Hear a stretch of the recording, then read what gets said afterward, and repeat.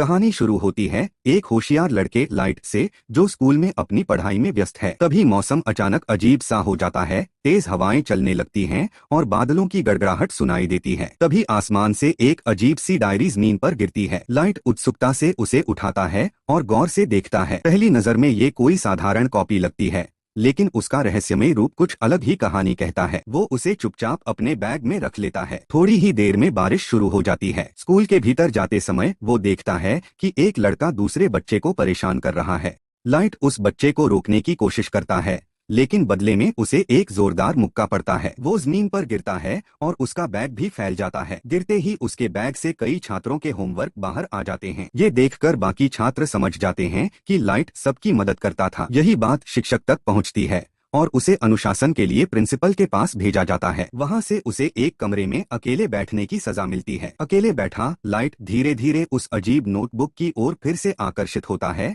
और सोचने लगता है कि इसमें आखिर क्या राज छिपा है। अकेले बैठा लाइट उस रहस्यमय किताब को खोलता है। पहली नजर में यह कोई आम डायरी नहीं लगती। अंदर लिखे थे कई कठोर नियम जिनका पालन करना जरूरी था। इस किताब को इस्तेमाल करने के भी अपने कायदे थे। उसके पन्ने पुराने और रहस्य से भरे हुए लगते थे। लाइट धीरे धीरे पढ़ता है, लेकिन उसके साथ अजीब घटनाएं घटने लगती हैं। माहौल बदलने लगता है। तभी उसे एक अजीब सी आकृति दिखाई देती है। वो इंसानी नहीं थी, कुछ अलग ही था। उसकी आंखें चमक रही थीं और शरीर भयानक दिख रहा था, मानो किसी और दुनिया से आया है। वो अजीब प्राणी डर और सन्नाटे के साथ प्रकट हुआ। उसका शरीर कांटेदार था और आंखों में अजीब चमक थी। लाइट उसे देखकर घबरा गया, लेकिन कुछ पल बाद उसे समझ आया कि यह कोई साधारण प्राणी नहीं, बल्कि मौत से जुड़ी आत्मा है। वही आत्मा इस रहस्यमय किताब की असली मालिक थी। उसने लाइट को बताया कि ये किताब किसी खेल की तरह नहीं है। इसमें जो नाम लिखा जाता है उसकी मौत तय मानी जाती है। इन खास पन्नों को डेथ नोट्स कहा जाता है और इनका इस्तेमाल सोच समझकर करना होता है। इस रहस्यमय किताब की देखरेख वही आत्मा करती है जो इसका असली स्वामी होता है। अब जबकि किताब लाइट के पास है, तो उसका मालिक वही बन चुका है। इस नोटबुक की सबसे खतरनाक बात यह है कि इसमें जिसका नाम लिखा जाए उसकी मौत निश्चित हो जाती है। लाइट इसमें किसी का भी नाम लिखकर उसकी मौत का तरीका तय कर सकता है। जैसे जैसे वो लिखेगा वैसे वैसे सब कुछ वैसा ही घटेगा। मगर ये सब करने के लिए उसे कुछ सख्त नियमों का पालन करना होगा, वरना इसके अंजाम भी भयानक हो सकते हैं। लाइट अभी भी पूरी तरह भरोसा नहीं करता। तभी वो डरावनी आत्मा फिर दिखाई देती है। वो हर उस इंसान के सामने आती है जिसके पास ये रहस्यमय किताब होती है। वो आत्मा लाइट से साफ कहती है कि उसे 7 दिनों के अंदर कम से कम एक नाम इस किताब में लिखना होगा। अगर वो ऐसा नहीं करता तो ये नोटबुक उससे छिनकर किसी और को दे दी जाएगी। लेकिन शर्तें आसान नहीं हैं। जिसका नाम लिखना है उसका चेहरा और असली नाम दोनों जानना जरूरी है, और मौत का तरीका असल दुनिया में मुमकिन होना चाहिए। मौत की आत्मा गहरी आवाज में कहती है, अब तुझे इस नोटबुक का इस्तेमाल करना ही होगा। खिड़की से झांकते हुए लाइट उस लड़के को देखता है जिसने उसे मारा था और जो अब भी किसी को चिढ़ा रहा है। आत्मा की बात दिमाग में गूंज रही थी। थोड़ी हिचकिचाहट के बाद लाइट उसका नाम नोटबुक में लिख देता है और मौत का तरीका भी जोड़ता है, सिर कुचल जाना। पन्ना बंद होते ही बाहर का दृश्य अचानक बदलता है। सड़क पर 2 गाड़ियां तेजी से आती हैं और जोरदार टक्कर होती है। अगले ही पल वो शरारती लड़का हादसे में मारा जाता है। 2 कारों की टक्कर के बाद एक गाड़ी में रखी लोहे की भारी सीढ़ियां सीधी उस लड़के पर गिरती हैं और उसका सिर कुचल जाता है, ठीक वैसे ही जैसे लाइट ने लिखा था। ये सब देखकर लाइट को गहरा झटका लगता है। उसे यकीन होने लगता है कि वो डरावनी आत्मा जो कह रही थी वो सब सच है। अब उसके मन में डर और उलझन दोनों हैं। तभी डेथ स्पिरिट फिर कहता है, इस किताब से तुम बहुत कुछ कर सकते हो, लेकिन अगर तुम इसे नहीं अपनाना चाहते तो मैं इसे किसी और को दे सकता हूँ। लाइट सोच में पड़ जाता है। इसके बाद लाइट घर लौटता है। वहाँ उसके पिता दिखते हैं जो एक अनुभवी जासूस हैं। फ्लैशबैक में सामने आता है कि कुछ साल पहले एक अपराधी ने लाइट की मां की जान ले ली थी, लेकिन सबूतों की कमी के कारण वो आजाद घूम रहा है। यही वजह थी कि लाइट और उसके पिता के बीच तनाव बना रहता है। गुस्से में लाइट कहता है, तुम माँ का बदला क्यों नहीं लेते? यह बात उसे भीतर तक तोड़ देती है। उसी दर्द में डूबा हुआ लाइट अचानक सोचता है, अगर कानून कुछ नहीं कर पा रहा तो क्या मैं उसका नाम डेथ नोट में लिख सकता हूँ? लाइट बिना देर किए उस अपराधी का नाम डेथ नोट में लिख देता है। अगला दृश्य उस अपराधी का है जो अपने साथियों के साथ जश्न मना रहा होता है। तभी अचानक उसकी सांसें रुकती हैं और वो सबके सामने गिरकर मर जाता है। जब ये खबर लाइट और उसके पिता तक पहुंचती है तो दोनों भीतर ही भीतर संतोष महसूस करते हैं। माँ का बदला पूरा हो चुका था, पिता पुत्र के बीच की दूरियां भी कम होने लगती हैं। अब लाइट के मन में एक नया सवाल उठता है, क्या इस नोटबुक का इस्तेमाल दुनिया में कुछ अच्छा करने के लिए किया जा सकता है? स्कूल में बैठा वो यही सोच रहा था। थोड़ी देर बाद मिया नाम की लड़की लाइट के पास आती है। वह उसकी सबसे करीबी दोस्त होती है। लाइट अब उससे अपना बड़ा राज साझा करता है। वो बताता है कि उसे एक ऐसी किताब मिली है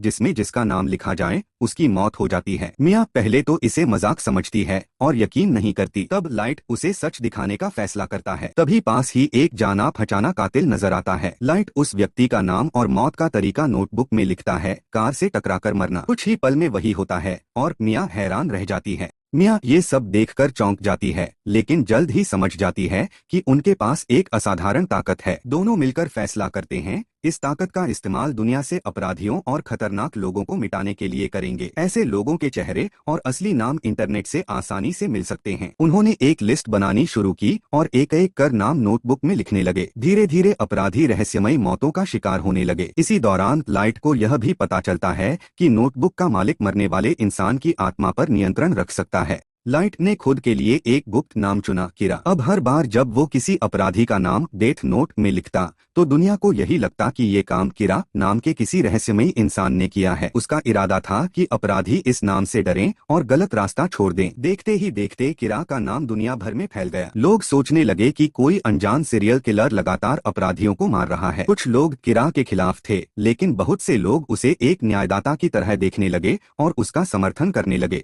इस तरह लाइट और मिया को लगने लगा कि वो दुनिया से बुराई मिटा रहे हैं, लेकिन असल में वो खुद एक सीरियल किलर बन चुके थे। पुलिस उन्हें रोकना चाहती थी, मगर लाइट के खिलाफ कोई ठोस सबूत नहीं था। तभी इस रहस्यमयी केस को सुलझाने के लिए एक गुप्त जासूस लाया गया। नाम था एल। वह बहुत बुद्धिमान था, लेकिन कभी अपना चेहरा नहीं दिखाता और उसका असली नाम भी कोई नहीं जानता था। इधर लाइट और मिया को लग रहा था कि वे सफल हो चुके हैं, 400 से ज्यादा अपराधियों की जान ले चुके थे। तभी एल एक मीटिंग में कहता है। एल सबके सामने एक सख्त संदेश देता है, किरा अगर हिम्मत है तो सामने आओ। अब वो इस रहस्यमयी केस की गहराई में जाने लगा। जांच को तेज करने के लिए उसने लाइट के पिता की मदद ली, जो खुद भी एक अनुभवी जासूस थे। दोनों का मकसद था किरा को जल्द से जल्द पकड़ना। उधर लाइट और मिया घबरा गए थे। उन्हें उम्मीद नहीं थी कि कोई इतना चालाक उनका पीछा करेगा। अब तक वो खुद को सुरक्षित मान रहे थे, लेकिन एल के आने से सब बदल गया। लाइट चिंतित होकर अपने पिता से पूछता है, अगर किरा पकड़ा गया तो उसे क्या सजा मिलेगी? लाइट के पिताजी गंभीर होकर कहते हैं, अगर किरा पकड़ा गया तो आधी दुनिया उसे फांसी पर चढ़ते देखना चाहेगी और आधी ये जानना चाहेगी कि उसने सब कैसे किया। ये सुनकर लाइट की चिंता और बढ़ जाती है। वह ये बात मिया को भी बताता है और कहता है, हमें अब रुक जाना चाहिए वरना पकड़े जाएंगे। उधर एल को शक हो गया था कि लाइट भी इस मामले से जुड़ा हो सकता है, क्योंकि वो उसके पिता के कंप्यूटर डेटा तक पहुंच सकता था। इसलिए एल ने लाइट की निगरानी के लिए एक गुप्त एजेंट को जिम्मेदारी सौंप दी। अब एल का एजेंट हर वक्त लाइट की निगरानी करता था। ये जानकर भी लाइट खुद को सामान्य दिखाने की कोशिश करता रहा। वहीं मिया निराश थी, क्योंकि अब लाइट को नोटबुक में दिलचस्पी नहीं रह गई थी, जबकि मिया के लिए ये सब एक रोमांच की तरह था। एल अब उनकी राह की सबसे बड़ी रुकावट बन चुका था, लेकिन चाहकर भी वे उसे मार नहीं सकते थे, क्योंकि उन्होंने न तो उसका असली नाम जाना था, न चेहरा देखा था, और यही नोटबुक का एक सख्त नियम था। लाइट और मिया इसी बात पर चर्चा कर रहे थे। मिया एक सुझाव देती है, जो भी एजेंट किरा को पकड़ने की कोशिश कर रहे हैं उनके नाम नोटबुक में लिख दो, इससे बाकी डर जाएंगे और केस बंद हो जाएगा। लेकिन लाइट इससे सहमत नहीं होता। वह निर्दोष लोगों की जान नहीं लेना चाहता था। काफी बहस के बाद मिया को उसकी बात माननी पड़ती है। उधर एल को भी एक बड़ी बात पता चलती है। वो समझ जाता है कि अब तक सिर्फ उन्हीं लोगों को मारा गया है जिनका चेहरा और नाम टीवी या मीडिया में आया था। ये जानकारी एल की जांच को और तेज कर देती है। एल अब समझ चुका था कि किरा सिर्फ उन्हीं को मार सकता है जिनका चेहरा और असली नाम उसे पता हो। शक से बचने के लिए लाइट ने कुछ दिनों तक किसी को न मारने का फैसला किया। तभी अचानक एक चौंकाने वाली घटना होती है। किरा की तलाश में लगे कई एजेंट्स एक साथ बिल्डिंग से कूदकर आत्महत्या कर लेते हैं। ये सभी उस केस में काम कर रहे थे, लेकिन यह सब देखकर लाइट खुद हैरान था, क्योंकि इन नामों को उसने नहीं लिखा था। अब मामला और गंभीर हो गया था, क्योंकि अब सिर्फ अपराधी नहीं, मासूम लोग भी मारे जा रहे थे। अब लोग किरा को हीरो नहीं, खतरा मानने लगे थे। उसने पुलिस एजेंट्स को भी मार डाला था, जो पहले कभी नहीं हुआ था। अब कोई भी उसकी अगली लक्ष्य बन सकता था। लाइट खुद इस सब से परेशान हो गया। वो डेथ स्पिरिट से पूछता है, क्या ये तुमने किया? आत्मा जवाब देती है, नहीं, ये नाम किसी और ने लिखे हैं, मैं ऐसा नहीं कर सकता। उधर लाइट के पिता एक सेमिनार में खुलकर किरा को ललकारते हैं, अगर सच में ताकत है तो मुझे मारो, मासूमों को मारना बंद करो और सामने आओ। ये सब टीवी पर लाइट और मिया देख रहे होते हैं। मिया गुस्से में लाइट से कहती है, अपने पिता का नाम भी नोटबुक में लिख दो। ये सुनकर लाइट चौंक जाता है और कहता है, मैं अपने ही पिता को नहीं मार सकता, क्या तुम पागल हो गई हो। उधर एल बड़ी समझदारी से मामले को आगे बढ़ा रहा था। वह जानबूझकर देखना चाहता था कि क्या किरा लाइट के पिता को निशाना बनाएगा, लेकिन जब ऐसा नहीं होता और लाइट का पिता सुरक्षित रहता है तो एल का शक यकीन में बदलने लगता है। अब उसे यकीन हो जाता है कि किरा कोई ऐसा है जो लाइट के बहुत करीब है। अब एल को पूरा यकीन हो चुका था कि किरा कोई और नहीं बल्कि लाइट ही है। एक रात वो सीधे लाइट का सामना करता है और कहता है, तुम ही हो किरा, है ना। वो लाइट का चेहरा गौर से देखता है और कहता है, अब ये सब बंद करो। लेकिन लाइट चुपचाप वहाँ से चला जाता है बिना जवाब दिए। अब वो जानता था कि खतरा उसके बहुत करीब आ चुका है। चाहकर भी वह एल को नहीं मार सका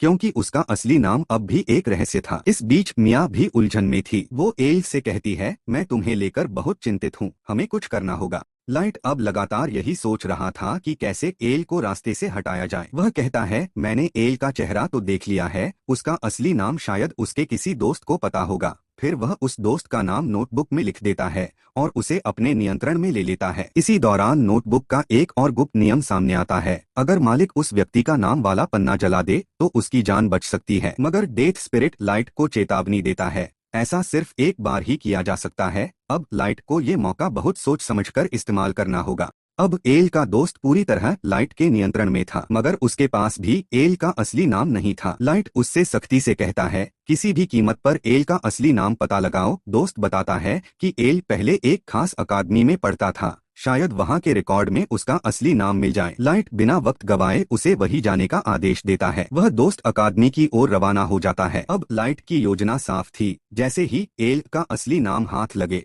उसे नोटबुक में लिखकर हमेशा के लिए खत्म कर देना। लाइट की योजना थी कि जैसे ही एल का असली नाम मिल जाए वो उसे नोटबुक में लिख देगा और फिर उस पन्ने को जला देगा जिसमें एल के दोस्त का नाम है, ताकि उसकी जान बच जाए। सब कुछ फिर से सामान्य हो जाएगा। लेकिन एल को शक हो जाता है कि उसका दोस्त गायब है और वो समझ जाता है कि यह सब लाइट की चाल है। बेचैन होकर एल अचानक बिना बताए लाइट के घर पहुंच जाता है। वहाँ वो उसके पिता से कहता है, आपका बेटा ही असली किरा है, उसी ने मेरे दोस्त को गायब किया है। मगर लाइट खुद को पूरी तरह निर्दोष दिखा रहा था। लाइट के खिलाफ कोई सबूत नहीं था, इसलिए एल चाहकर भी उसे पकड़ नहीं सका। उसने घर की तलाशी ली, लेकिन न तो कोई सुराग मिला, न ही वह रहस्यमयी नोटबुक, क्योंकि मिया पहले ही उसे अपने साथ ले गई थी। तभी लाइट को एल के दोस्त का कॉल आता है, जो कहता है, मैं अकादमी पहुंच गया हूं, मेरे पास अब ज्यादा वक्त नहीं है। वो नाम बताने ही वाला होता है कि लाइट नोटबुक चेक करता है, लेकिन हैरानी की बात यह थी कि नाम वाला पन्ना वहाँ नहीं था। वह पन्ना तभी गायब हो गया जब वह उसे जलाने वाला था। इससे पहले कि नाम सामने आता, एल का दोस्त मर गया।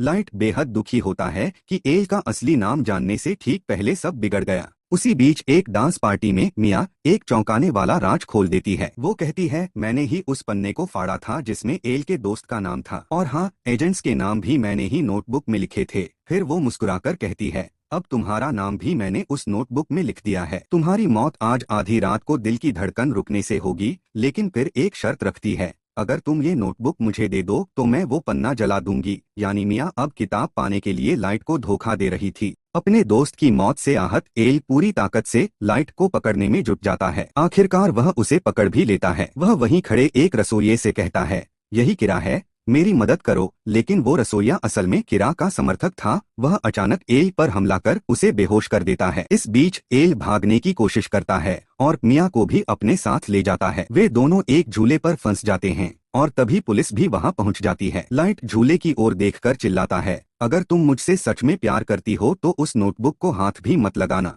लाइट मिया से कहता है, हम सब ठीक कर सकते हैं, बस साथ रहो। मगर लालच में डूबी मिया गुस्से में आ जाती है और नोटबुक छीन लेती है। लाइट उसे रोकते हुए कहता है, तुमने मुझे गलत समझा। मिया को शक होता है कि शायद लाइट ने उसका नाम भी पहले से लिख दिया है। डर और गुस्से में दोनों के हाथ से नोटबुक फिसलती है और वे ऊंचाई से नीचे गिर जाते हैं। मिया की मौके पर मौत हो जाती है, लेकिन लाइट नदी में गिरता है और किसी तरह बच जाता है। अगला दृश्य अस्पताल का है, जहां लाइट बेहोश पड़ा है और डॉक्टर कहते हैं कि वो कोमा में है। इधर और भी अपराधी मारे जा रहे थे, जबकि लाइट अब भी कोमा में था। लोग हैरान थे कि जब एल को लाइट पर शक था तब भी मौतें क्यों हो रही थीं। असल में जब मिया और एल झूले से नीचे गिरे तब नोटबुक का एक पन्ना उड़कर अलग हो गया था और जल गया था। उसी पन्ने पर लाइट का नाम लिखा था। यह लाइट की चाल थी। उसे पहले ही शक था कि मिया उसके खिलाफ जाएगी, इसलिए उसने पहले से नोटबुक में लिखा था कि अगर मिया किताब वापस लाती है तो वह मर जाएगी, और वही हुआ, जिससे लाइट की जान बच गई। लाइट का नाम जिस पन्ने पर था वह जल गया और वह पानी में गिर गया। उसने पहले ही कई अपराधियों के नाम नोटबुक में लिख दिए थे। एक लालची डॉक्टर उसे डूबने से बचाता है, लेकिन बाद में खुद को मार लेता है। फिर एक नया व्यक्ति नोटबुक उठाता है और उसमें भी अपराधियों के नाम लिखना शुरू करता है। जब लाइट कोमा से बाहर आता है तो वही व्यक्ति नोटबुक उसे सौंप देता है। इस तरह लाइट फिर से किरा बन जाता है। एल अब इस दुनिया में नहीं होता, लेकिन जाते जाते वह मिया का घर ढूंढ लेता है। एल को मिया के घर से वो कागज मिलते हैं जिन पर मरे हुए पुलिस वालों के नाम थे। इससे सारा इल्जाम मिया पर चला जाता है। केस भी उसी पर बंद कर दिया जाता है। उधर लाइट पूरी तरह ठीक हो चुका था और उसकी नोटबुक भी वापस उसके पास थी, लेकिन अब वो बदल चुका था। उसने ठान लिया कि अब किसी पर भरोसा नहीं करेगा, चाहे वो कितना भी करीब क्यों न हो। और यहीं पर कहानी खत्म हो जाती है। एक चुपचाप खतरनाक लाइट जो फिर से दुनिया को अपने हिसाब से बदलने के लिए तैयार